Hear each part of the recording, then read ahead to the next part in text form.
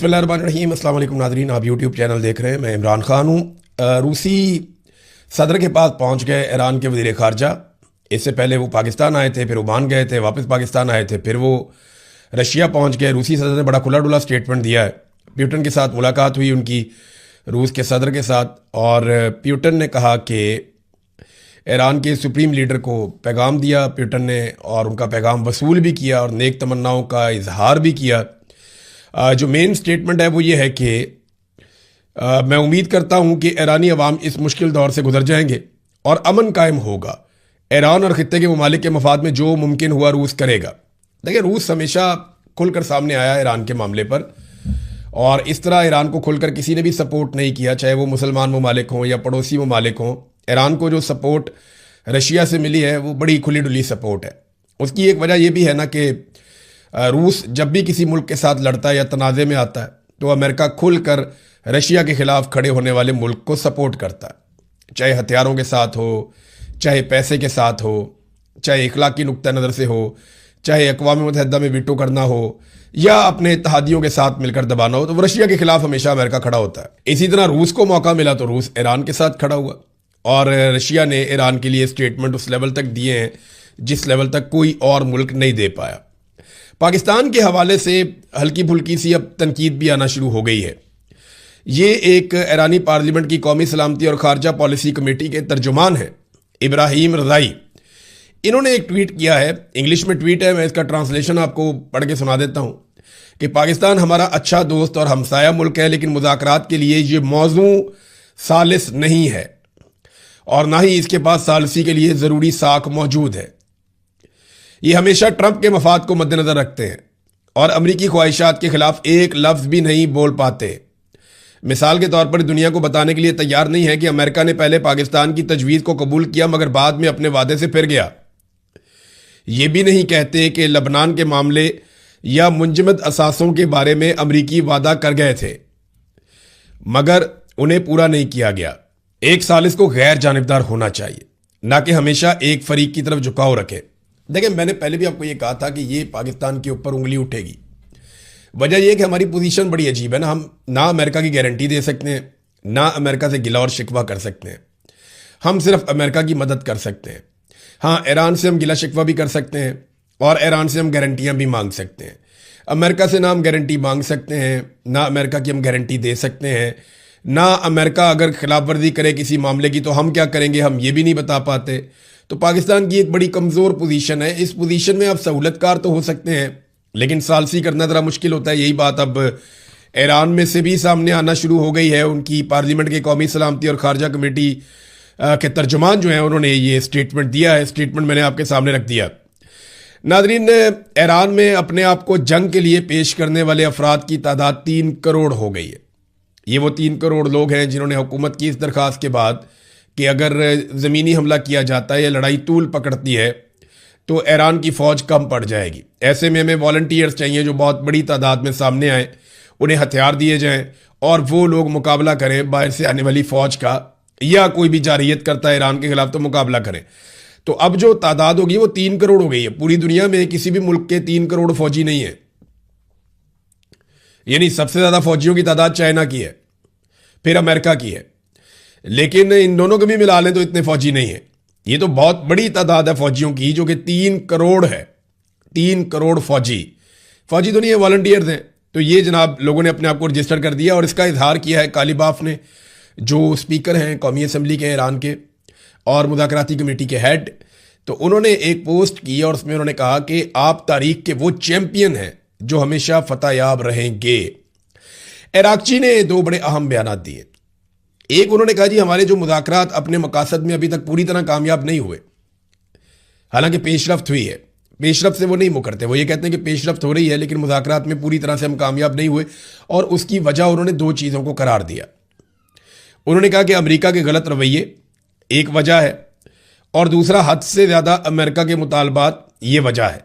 लेकिन इसके बावजूद ईरान ने दिल बड़ा करते हुए पाकिस्तान के ज़रिए से जो तजावीज़ अमेरिका को दी हैं, मैंने आपको पिछले वीलॉग में बता दिया था, और अब वो बाकायदा पाकिस्तान के और आलमी मीडिया पे छपना शुरू हो गई है, क्योंकि ये कॉमन सेंस की बात है। यही 2 चीज़ें जहाँ पे आगे सारे फंसे हुए हैं। नंबर 1, आप नए हुर्मुज़ नंबर दो, ईरान की जौहरी सलाहियत। ये दो चीज़ें हैं ना कि ईरान अपने जौहरी प्रोग्राम के साथ क्या करता है, एटमी प्रोग्राम के साथ क्या करता है, और एक आबने हुर्मस का स्टेटस क्या होगा। तो इस पे जो ऑफर या तजावीज़ ईरान ने दी हैं अमेरिका को, वो बड़ी दिलचस्प है और वो पाकिस्तान के जरिए से दी हैं।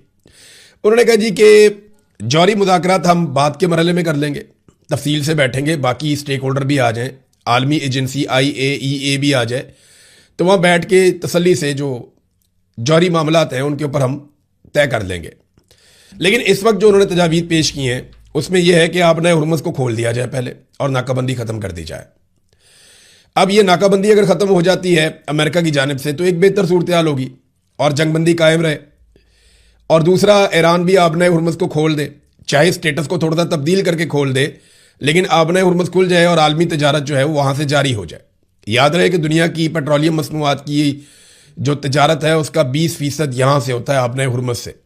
ये बहुत बड़ी मिकदार है, पूरी दुनिया इफेक्ट हो रही है और दुनिया में फ्यूल की प्राइसेस बढ़ रही हैं, कॉस्ट ऑफ प्रोडक्शन दुनिया में बढ़ रही है, लोगों के लिए महंगाई का तूफान आ रहा है। ये मामला अगर यूं रहता है तो अगले चंद महीनों में ये ज़्यादा बुरे हालात हो जाएंगे। तो ईरान ने इसका सलूशन दे दिया है कि हम मुज़ाकरात करते रहेंगे, फ्रीकैन बैठते रहेंगे, बाकी मामलात को बाद में हल कर लेंगे, लेकिन फौरी तौर पे आपने हुर्मुज़ को खोल दिया जाए और नाकाबंदी ख़त्म कर दी जाए, इसके ऊपर एक मुआहिदा पहले कर लिया जाए।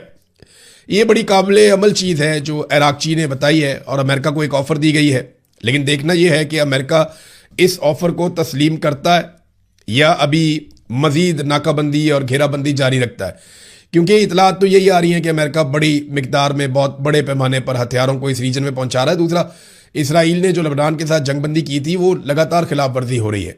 इसराइल ये कहता है कि हिजबुल्लाह खिलाफ वर्जी कर रहा है, वो धमाके कर रहा है और वो इसराइली फौजियों के ऊपर अटैक कर रहा है, जबकि हिजबुल्लाह और लबनान बार बार कहते हैं कि इसराइल खिलाफ वर्जी कर रहा है। जनूबी लबनान के कस्बों में बड़ी भारी बमबारी की है इसराइल ने, उसके बाकायदा मनाजिर भी जारी किए गए हैं, वो दिखाई भी दे रहे हैं। तो सबको पता है कि किस किस्म की सूरत पैदा होगी। अमेरिकी सदर डोनाल्ड ट्रंप ने एक इंटरव्यू दिया है, उस इंटरव्यू में जो उन्होंने सबसे बड़ा दावा किया वो फिर वही है कि अमेरिका ईरानी यूरेनियम हासिल करके रहेगा। यानी ये जो डोनाल्ड ट्रंप का कहना है ना कि ईरान की यूरेनियम अमेरिका ले जाएगा या हासिल कर देगा, ये खौफनाक चीज़ है। इस पे ईरान नहीं मानेगा और यहां लड़ाई बढ़ सकती है। लेकिन डोनाल्ड ट्रंप का एक ट्रैक रिकॉर्ड है, डोनाल्ड ट्रंप बहुत ज़्यादा मांगता है और फिर कुछ थोड़ा सा लेकर वो एक स्टेटमेंट तब्दील करता है और वो राज़ी हो जाता है और वो अपनी हार को जीत कहने की भी सलाहियत रखता है कि मैं जीत गया। डोनाल्ड ट्रंप का ना एक बड़ी ज़बरदस्त करैक्टर है डोनाल्ड ट्रंप का। वो ये मांगेगा कि आप मुझे यूरेनियम दे दें, मैं यूरेनियम लेकर जाऊंगा, मैं यूरेनियम नहीं छोड़ूंगा।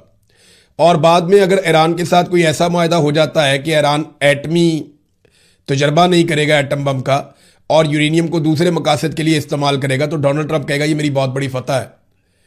तो तब डोनाल्ड ट्रंप को पूछेगा भी थे आपने यूरेनियम लेकर आनी थी अमेरिका में, तो वो कहेगा जी क्या फ़ायदा, वो ख़त्म ही हो गई और अब वो किसी और मकसद के लिए इस्तेमाल होगी। तो ट्रंप के अंदर ना ये फ्लेक्सिबिलिटी बहुत ज़्यादा है, वो बड़े आराम से अपना स्टेटमेंट तब्दील करके अपने आप को फातेह करार दे देता है। और ट्रंप की पार्टी भी ऐसी है कि वहाँ पे बहुत सारे लोग इस बात को मान भी जाते हैं। तो डोनाल्ड ट्रंप ने एक तो ये बात की है। दूसरी जो डोनाल्ड ट्रंप ने बात की वो ये की है कि ईरान के पास सिर्फ 3 दिन बाकी बचे हैं। अब ये क्या कोई डेडलाइन है? नहीं। ट्रंप ने कहा कि 3 दिन के बाद डोनाल्ड ट्रंप के और अमेरिका के अंदाजों के मुताबिक ईरान अंदरूनी तौर पर फटना शुरू हो जाएगा। वजह जो है वो माली मामलात हैं। तेल की सप्लाई रुकने का बहुत बड़ा अंजाम होगा ईरान का और ईरान अंदरूनी तौर पे बहुत ज़्यादा इंतशार का शिकार हो जाएगा और उसको काफ़ी प्रॉब्लम्स होंगे। तो उनके पास 3 दिन बाकी हैं, ये अमरीकी अंदाज़ा और अमरीकी तखमीना है। वैसे अभी तक ईरानी अमरीकी अंदाज़ों से ज़्यादा ढीठ साबित हुए हैं और मुश्किल साबित हुए हैं। ये भी आपको मैं बताता हूँ डोनाल्ड ट्रंप ने क्या कहा। पहले तो डोनाल्ड ट्रंप ने कहा कि पिछली क़यादत की जगह पे एक बेहतर क़यादत आ गई है। हालांकि सारी लड़ाई जो है वो नई क़यादत ने लड़ी है, पिछली क़यादत तो पहले हमले में ही शहीद हो गई थी। लेकिन साथ ही डोनाल्ड ट्रंप ने इसी इंटरव्यू में कहा कि ईरान की क़यादत बहुत अजीब है, समझ नहीं आ रहा हमारा वास्ता किन लोगों से पड़ गया है। ये भी डोनाल्ड ट्रंप ने कहा और इसी इंटरव्यू के अंदर कहा। फिर उन्होंने कहा कि अमेरिका ने ईरानी फौज को मुकम्मल तौर पे कुचल दिया है, मगर अब भी वहां पे खतरात मौजूद हैं। तो नादरीन, ये इंटरनेशनली चीज़ें चल रही हैं, हम इनको रिपोर्ट करते चले जा रहे हैं। रीजन में अमेरिका हथियार इकट्ठे कर रहा है, बड़े पैमाने पर उसकी मूवमेंट जारी है। ऐसी ही मूवमेंट अमेरिका फरवरी के महीने में और जनवरी के महीने में कर रहा था। तो उन चंद हफ्तों में अमेरिका ने जितनी मूवमेंट की हमने आपको रिपोर्ट की, और मैं आपको बताता जा रहा था कि जिस तरीके से अमेरिका हथियार पहुंचा रहा है, चीज़ें लेकर जा रहा है, ये सिर्फ बातचीत के लिए या दबाव के लिए नहीं होगा, ये लड़ाई हो जाएगी। और फिर लड़ाई हो गई, अंदाजे दुरुस्त साबित हुए। अब भी जिस तरह अमेरिका बड़े पैमाने पर मूवमेंट कर रहा है, इस पे अरबों डॉलर खर्च होते हैं, और इतनी बड़ी जो मिलिट्री मूवमेंट है उसके बाद लड़ाई ना हो, इसके इम्कान कम है। अब नाज़रीन, आ जाए ज़रा पाकिस्तान की तरफ। द इकोनॉमिस्ट ने एक मजमून लिखा है पाकिस्तान के हवाले से, और ये लिखा कि मुल्क का आइन अब भी रस्मी तौर पर जमहूरी है। यानी पाकिस्तान के अंदर जो आइन है उसमें लिखा हुआ है पाकिस्तान एक जमहूरी मुल्क है, लेकिन ये रस्मी तौर पर ही है, अमली तौर पर नहीं है। मगर मूंछों वाले आर्मी चीफ ने पाकिस्तानी हाइब्रिड निज़ाम को फौजी कंट्रोल की तरफ झुका दिया है। यानी ऑलमोस्ट कंट्रोल कर दिया है सारे के सारे आइन पे, पूरे के पूरे निज़ाम पे फील्ड मार्शल आसिम मुनीर ने। और पाकिस्तान में अब हाइब्रिड नहीं है, बल्कि वो फौजी ताकत है, यहाँ पे फौजी कंट्रोल है पाकिस्तान के ऊपर। यानी एक तरह का पाकिस्तान में सिंपल आप कहें तो मार्शल लॉ है। हालात यहां तक पैदा कर दिए हैं कि आईनी तरामीम कर करके अदलिया को फतह कर लिया गया है। अब जजेस की हालत यह है कि जब दिल करता है उनको उठा के एक जगह से दूसरी जगह ट्रांसफर कर दिया जाता है, और यह फैसला भी अब कर लिया गया है। यानी अब नई खबर यह आई है कि जो जजेस पसंद नहीं है, इस्लामाबाद पे पूरा कंट्रोल चाहिए पाकिस्तान की मिलिट्री एस्टेब्लिशमेंट को।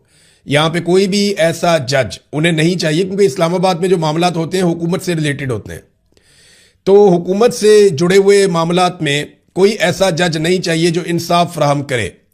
लिहाजा इस्लामाबाद से 5 जजों को निकालकर मुख्तलिफ जगह पे ट्रांसफर करने का यह फैसला कर लिया गया है। अदलिया का शराधा बखेरा जा रहा है, और पाकिस्तान की अदलिया, पाकिस्तान के वकला, बार्स सब बैठकर तमाशा देख रहे हैं, और कोई ये रास्ता रोकने के लिए जरूरत नहीं कर रहा। जस्टिस मंसूर अली शाह और अतर मिनुल्लाह साहब ने बड़ी बुलंद आवाज में इस्तीफे दिए थे। ऐसा लगता था कि वो बाहर निकलेंगे और दुनिया को बताएंगे कि अदलिया फतह हो चुकी है, सब बेड़ा गर्क हो गया। लेकिन उनमें से दोनों ने कोई आगे जरूरत नहीं की, किसी जगह पे आगे जाकर उन्होंने आवाज नहीं उठाई, बल्कि वो खामोश होकर बैठ गए। ऐसा लगता है कि वो अब लड़ने की कैपेसिटी से ही बाहर थे। इससे बेहतर था कि वो अदालत के अंदर रहते और सुप्रीम कोर्ट से इस्तीफा ना देते, वहां मौजूद रहते तो शायद किसी एक केस में इंसाफ देते, 2 में इंसाफ देते। लेकिन बदकिस्मती है पाकिस्तान की। एक और देखें कैसी अजीबोगरीब खबर है। हुकूमत ने एक तरमीम की थी कानून के अंदर, और ये इख्तियार ले लिया था कि पाकिस्तानी शहरियों के पासपोर्ट गैर फाल कर दिए जाएं। यानी हुकूमत चाहे जिसका पासपोर्ट उड़ा दे, जिस शहरी का पासपोर्ट गैर फाल करना चाहे हुकूमत गैर फाल कर ले। यह हुकूमत ने इख्तियार ले लिया था। लाहौर हाई कोर्ट ने इसको गलत करार दे दिया था। लेकिन अब आईनी अदालत ने, जो पाकिस्तान की मिलिट्री एस्टेब्लिशमेंट ने एक नई अदालत तैयार करवाई है पाकिस्तान में, आईनी अदालत ने शहरियों के पासपोर्ट को गैर फाल करने का जो इख्तियार है वो हुकूमत को वापस दे दिया कि पाकिस्तानी हुकूमत जब चाहे जिसका चाहे पासपोर्ट खत्म कर दे। ये इख्तियार हुकूमत के पास अगर होगा तो हुकूमत अपने तमाम पॉलिटिकल अपोनेंट्स को कुचल देगी और उनके पासपोर्ट गैर फाल कर देगी। ये लोग ट्रैवल नहीं कर पाएंगे, उनके बुनियादी इंसानी हकूक मुतासर हो जाएंगे। लेकिन आईनी अदालत ने ये वाली सहूलतकारी भी कर दी। आईनी अदालत को जो भी कहेगी ना पाकिस्तान की एस्टेब्लिशमेंट, वो फौरी तौर पर कर लेंगे, फौरी तौर पे कर लेंगे। पाकिस्तान को पूरी तरह से जकड़ लिया मिलिट्री एस्टेब्लिशमेंट ने। वो चीजें हो रही हैं जो माजी में कभी भी नहीं हुई थी। मिसाल के तौर पे आप ये देखें ना कि लाहौर का इलाका हरबंसपुरा, वहां पे पुलिस ने एक मुकदमा दर्ज किया, और ये 9 मार्च का मुकदमा है, रमजान के महीने का मुकदमा दर्ज किया जनाब के इसराइली झंडा जो है वो जलाया गया। एहतजाज किया लोगों ने और इसराइल का झंडा जला दिया। इसके ऊपर मुकदमा दर्ज हो गया। पाकिस्तान में गिरफ्तारियां हो रही है, फड़ दो हो रही है। अंदाजा करें पाकिस्तान कहां पहुंच गया। आप फलस्तीन के हक के लिए निकलते हैं, आप पे गोलियां चलती हैं, आप गिरफ्तार हो जाते हैं। आप इसराइल के खिलाफ निकलते हैं, आप पे मुकदमात होते हैं, आप गिरफ्तार हो जाते हैं, गोलियां चल जाती हैं। अजीबो गरीब सूरत हाल है पाकिस्तान में। ऐसा हमने कभी नहीं देखा था। ये पाकिस्तान की मिलिट्री एस्टेब्लिशमेंट ने अपनी मर्जी से हर चीज को बदल के रख दिया है। यहां तरक्की का एक ही मेयार रह गया है, इमरान खान के खिलाफ हो जाओ। ब्यूरोक्रेट जो हैं उनमें से जो आदमी भी इमरान खान के खिलाफ चला जाएगा और पाकिस्तान तरीके इंसाफ को कुचलने में अपना किरदार अदा करेगा, उसके लिए तरक्की के सारे रास्ते खुल जाएंगे। ये वाहिद क्राइटेरिया रह गया है पाकिस्तान में तरक्की करने का कोई किसी किस्म की सलाहियत नहीं चाहिए, किसी किस्म की दिमागी सलाहियत नहीं चाहिए, किसी किस्म की कारकर्दगी नहीं चाहिए। कारकर्दगी सिर्फ और सिर्फ एक है कि जो करना है करो, इमरान खान को और पीटीआई को कुचलो, और जो ब्यूरोक्रेट ज्यादा काम करेगा इस सिलसिले में उसको ज्यादा तरक्की और सहूलियत मिलेगी। ये हम होते हुए देख रहे हैं। हुकूमत ने एक बार फिर पाकिस्तान में शरह सूद में इजाफा कर दिया। जब सूद की शरह बढ़ती है तो कारोबार कम होता है, ये एक सेट पैटर्न है। अब ये हुकूमत मुल्क नहीं चला पा रही, सादी सी बात है, और अपने खर्चे निकालने के लिए लोगों की जेबें काटने पर आ गई। बिजली की कीमत हो, गैस की कीमत हो, पेट्रोल की कीमत हो, आम आदमी पे लगने वाले टैक्सेस हों, हर चीज के अंदर हुकूमत नाकाम हो गई। और आसिम मुनीर साहब के पास इस वक्त किसी किस्म का कोई माशी फार्मूला बाकी नहीं रहा। सिर्फ एक ही चीज है, दुनिया से पैसे मांगो, इकट्ठे करो अपने खर्चे पूरे करने के लिए, और पाकिस्तानियों की जेबें काटो, जितना मैक्सिमम हो सकता है इनके ऊपर टैक्स लगाओ, चाहे पेट्रोल में, चाहे गैस में, चाहे बिजली में, चाहे बाकी चीज़ों में, तो लोगों को दबाएं। अब सूद की शरह में भी इजाफा कर दिया गया है। आसिम मुनीर साहब के पास कोई माशी प्लान इस वक्त मौजूद नहीं है जो कारामद हो। इससे पहले उन्होंने बड़ी कोशिशें की हैं, बड़ा जोर लगाया, लेकिन उनका काम नहीं है, वो कर नहीं पाए। और ना ही मौजूदा सियासी अदम इस्तेहकाम का कोई हल उनके पास है। जिन लोगों के पास हल है उनमें से आधे जेलों में है और बाकियों को दीवार के साथ लगाया हुआ है, तो फिर हल तो नहीं निकलता इस तरीके से। हालात यहां तक पहुंच गए कि इमरान खान साहब के वकालतनामे पे दस्तखत करवाने के लिए इमरान खान साहब के वकीलों को अदालतों से जाकर रुजू करना पड़ता है। ऐसा माजी में कभी नहीं हुआ। कोई भी आदमी जेल में बंद है, उसका वकील अगर वकालतनामे पे दस्तखत करवाना चाहे तो एक छोटी सी दरखास्त देकर जाके वो दस्तखत करवा सकता है। वो जाकर अपने क्लाइंट से मिल सकता है, उससे बातचीत कर सकता है, केस के ऊपर डिस्कशन कर सकता है, और फिर उससे वकालतनामे पे दस्तखत करवा सकता है। मैं जेल में था, मियां अली अशफाक साहब आए, आके मेरे से दस्तखत करवाए, मेरे साथ केस को डिस्कस किया और चले गए। एक दफा जो है वो एक और वकील साहब, फिर एक और मुकदमा हो गया, मैं जेल में ही था, वो आए, उन्होंने आके मेरे से दस्तखत करवाए। वो अली के एसोसिएट थे, मुझे मिले, बैठे, बातचीत की, वो भी चले गए।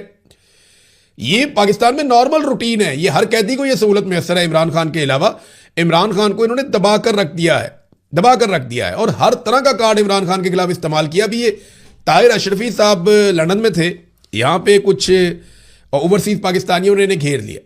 उन्होंने कहा जनाब आप हर हुकूमत का हिस्सा बन जाते हैं। फिर उन्होंने ताहिर अशरफी साहब से कहा कि ना सिर्फ आप हर हुकूमत का हिस्सा बन जाते हैं, बल्कि आप ये जूते पॉलिश कर रहे हैं। इस किस्म की बातें उनसे की गई।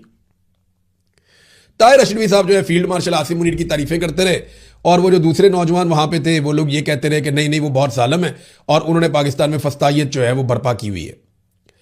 अब अशरफी साहब अपनी बातें करते, बाद में अशरफी साहब ने कहा मेरी फैमिली मेरे साथ थी। हालांकि जो दूसरे लोग हैं उनका ये दावा है कि फैमिली साथ नहीं थी। लेकिन एक बात मैं कैटेगोरिकली कहूं कि अगर किसी की फैमिली उसके साथ है या नहीं भी है, कोई बंदा अगर आपसे बात करना चाहता है तो आप उससे बात करें, जो नहीं बात करना चाहता आप सवाल करें और चले जाएं। हम किसी की तस्दीक नहीं कर सकते, ना ताहिर अशरफी कर सकते हैं, ना कोई और कर सकता है। इस बात का सबको ख्याल रखना चाहिए। लेकिन एक बात मैं बताऊं, उसके बाद जो घिनौना काम ताहिर अशरफी साहब ने किया है ना, वो देख के मैं हैरान रह गया हूं, कैसे कोई आदमी किसी की जिंदगी से खेल सकता है। ये देखें आप, ताहिर अशरफी साहब ने बाद में एक वीडियो के ऊपर पैगाम जारी किया, क्योंकि मौके पे तो जवाब दे नहीं पा रहे थे, तो वीडियो के ऊपर उन्होंने एक पैगाम जारी किया। और पैगाम तो जो है सो है, उसके ऊपर जो कैप्शन लिखी ताहिर अशरफी साहब ने वो बड़ी खौफनाक है। उन्होंने देखा मुनकरीने खत्म नबूवत के सहूलतकारों को जवाब। यार आप मारना चाहते हैं लोगों को, मौलवी साहब आपका दिमाग ठीक है? वो आपके पॉलिटिकल अपोनेंट है, उन्होंने पॉलिटिकल सवाल किया कि यार आप मिलिट्री को सपोर्ट क्यों करते हैं सियासतदानों के मुकाबले में? यूनिफॉर्म वाला जर्नैल चीजों को कैसे कंट्रोल कर सकता है? ये तो जायज सवालात है, कोई करता है, आपके पास जवाब है, दे, नहीं है तो दफा करें आप। लेकिन ये क्या बात हुई कि आप बाद में बैठ के नंबर टांगने के लिए वीडियो बना रहे हैं और उसमें आप कह रहे हैं मुनकरीने खत्म नबूवत के सहूलतकार। ये क्या होता है? आप तो लोगों की खत्म नबूवत के नाम के ऊपर तो पाकिस्तान में लोग जान से मार देते हैं। खत्म नबूवत के नाम के ऊपर तो यहां पे खून की नदियां बह सकती हैं पाकिस्तान में। आपको नहीं पता लोगों के क्या जज्बात हैं? और आपने एक पॉलिटिकल पार्टी को पूरी को टैग कर दिया पकड़ के। आपको ये बारीक वारदात है मौलवी साहब। अब बाद में फतवे ना देना शुरू होना। मैंने कहा था कि जनाब सहूलतकार, मैंने इक्का दुक्का की बात की, मैंने सबकी। आपकी जो कैप्शन लिखी हुई है ना, वो हर आदमी इतना बारीक नहीं आपकी वारदात समझ सकता। जो एक जर्नल इसका तासुर गया है, जो बुनियादी तौर पे इसका तासुर गया है, वो इतना खौफनाक है कि आपने एक आग लगाने की कोशिश की है। मजहब कार्ड को इस्तेमाल करते हुए एक पूरी पॉलिटिकल पार्टी और उसकी लीडरशिप की जान को आपने खतरे में डाल दिया है। मौलवी साहब, इससे पहले भी इमरान खान साहब पे गोली चली थी और इसी तरह की घटिया और गंदी हरकतों की वजह से वो मामला हुआ था। आज फिर आप वही वाला कार्ड इस्तेमाल कर रहे हैं। यार आपको शर्म आनी चाहिए यार, खुदा का नाम लें यार, ये क्या हरकत आप कर रहे हैं मौलवी साहब। मैं आपको बताऊं कि आप क्या कहते थे जब इमरान खान हुकूमत में था और जिन दिनों में हुकूमत खत्म हो रही थी। मैं बताऊं आप मुंह छुपाते फिरेंगे कि आपकी हालत क्या थी उस वक्त और आपके अल्फाज क्या थे और आप किस किस तरह फोन करके किस किस के तरले और क्या क्या बातें आप कर रहे थे, फिर किस तरीके से आप अगले सेटअप के अंदर शामिल होने के लिए आपने पूरी कोशिश की और कहां कहां आप गए। मौलवी साहब कुछ चीजों पे पर्दा रहने दें, आप लोगों की जान से खेलना बंद करें। यह बेशर्मी है, डिटाई है और यह बदनीयती है आपकी। कैसे आप किसी की जान से खेल सकते हैं यार, आपको इंसानी जान की परवाह ही नहीं है। आपने मुंह चुप के कह दिया मुनकरीन खत्म नबूवत के सहूलतकार, ये क्या होता है। आपका एक पॉलिटिकल अपोनेंट है, आपने उठा के उसके ऊपर मजहबी कार्ड इस्तेमाल कर दिया। ये इंतहाई अनफॉर्चुनेट है और ये आप उसी लीडर की फॉलोइंग को या उस लीडर को आप खतरे में डाल रहे हैं जिसके लिए आप एक एक घंटा खड़े होकर मजहबी मामलात पे आप उसकी गवाहियां दिया करते थे। अब ये मुनाफिकत नहीं है तो और क्या है। बाहर अगले वीडियो में बात करेंगे नाज़रीन, बाकी चीजों पे अब तक इतने, अपना ख्याल रखिएगा, अपने चैनल का भी। अल्लाह हाफिज़।